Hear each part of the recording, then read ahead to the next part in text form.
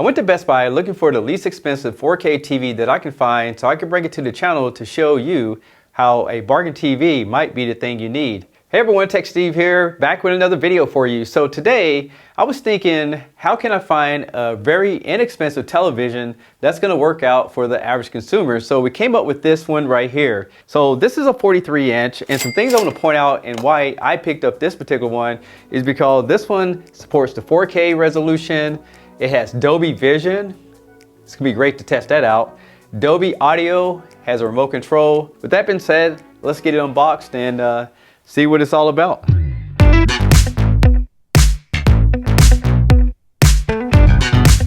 And here's a word from our sponsor for this video today, Anker. If you have an iPhone with the MagSafe, AirPods that has the wireless chargers, or even an Apple Watch, you probably realize that you have all these cables laying around to get everything charged. Well, today I have a solution for you. What we have here is an Anker 3-in-1 charger, #1 charging company in the world for smart devices.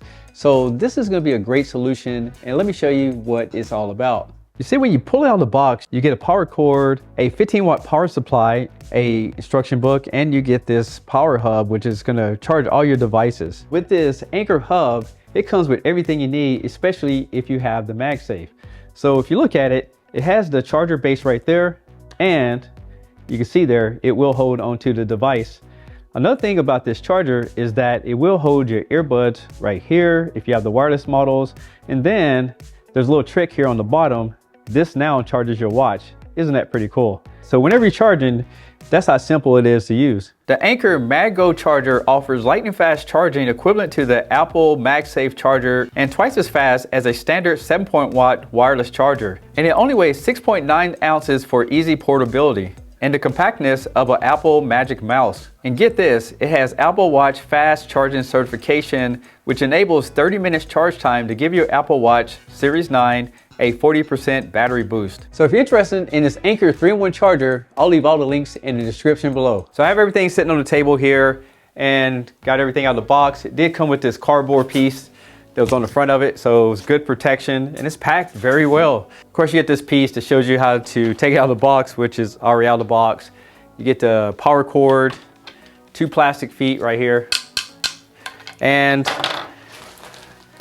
comes with this right here. This is a little setup guide, batteries, and little screws for the remote control. Here's a closer look at the remote control. It has your voice commands, looks like your channel up and down, home button. And one of the cool features about this remote has a number pad, so for the TV part, you might be able to plug your direct channels right in. I kind of miss when I started the channel because I used to do these smaller 43 inches, very easy to maintain. So let's see, we got a screwdriver. Yep, got a screwdriver handy. We're going to get the screws out and go ahead and put the feet on. Back in the day, I used to sell Pioneer TVs back when we had the Elite series as well as your standard series, but the biggest thing that I really liked about Pioneer is that they had really good picture quality, especially the Elite series. So here's the bottom of this TV. Look at those robust speakers. I think this one might make some pretty good sound, and there's an indicator right there, you know, for when you turn it on and off and things like that. Now we have it turned around. It kind of reminds me of some of the older Hisense that had that little square in the back, but that's not necessarily saying that they're the one that made it, but it looks pretty similar. So here's some of the connection on the back. We have a headphone output, USB, as well as a coaxial input, so you can get the over-the-air TV content. There's an HDMI right here, and there's some screw hose right here for mounting on the wall. There's some on both sides, as you can see there. On the other side, there's an input, so you can plug it into the wall, of course. And look at this, this is behind the scenes. And then we have a LAN connection input. We have a fiber optic output. And look at this, you have your AV input for those older DVD players, VCRs, you still have it. And 2 additional HDMIs. And note here, one of them is ARC, eARC, so this is where you can connect your newer sound bars up to it. But let's go ahead and get it all plugged in, and let's take a quick look at the setup menu so we can see what it looks like. Now, since I've filmed so many TVs, I have a little trick for you guys. So I always tell you about these HDMI switchers. So down here, I have an O-Ray 4-in-1 switcher. I have the PS5 hooked up to it, the Xbox Series X, and an Apple TV so we can test it. And I always use these cables right here. So it's kind of hardwired to the TV so we can easily get everything up and running. And make these videos just a little bit faster.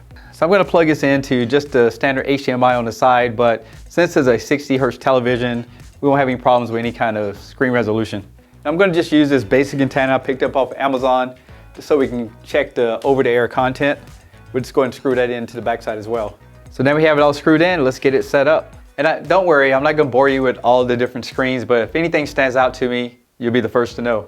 So now we have everything set up, let's watch some content. So this is SDR content with YouTube TV.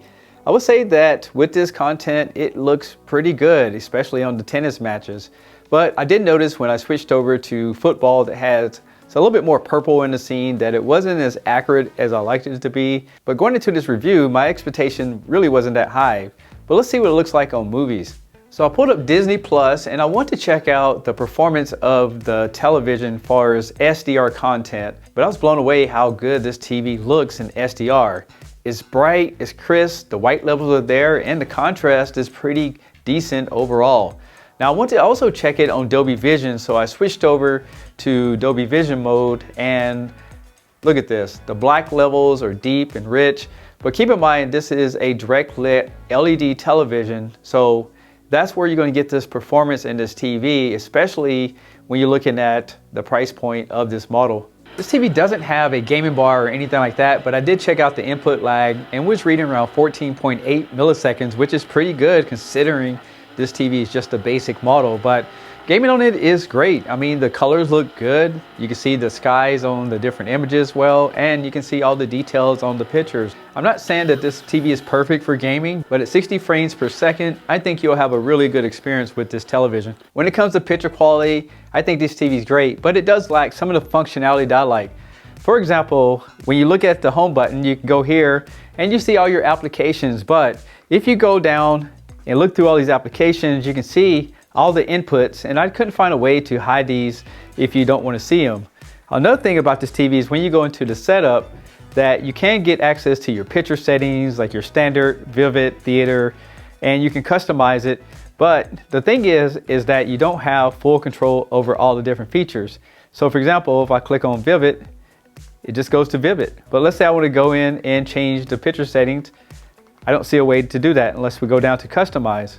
So then I can go and customize. So you can't make these anything that you want. Another thing about this TV is that you have to use the XUMO application to get access to anything, and that means you need to connect it to networks like your Wi-Fi and create an account, and then you get access to all the menu systems. Once you create an account and log into the XUMO application, not only that you can access TV, but you get this tablet or phone app as well. So you can control some of the basic features on the TV, just like you could remote control. So it's a pretty cool feature.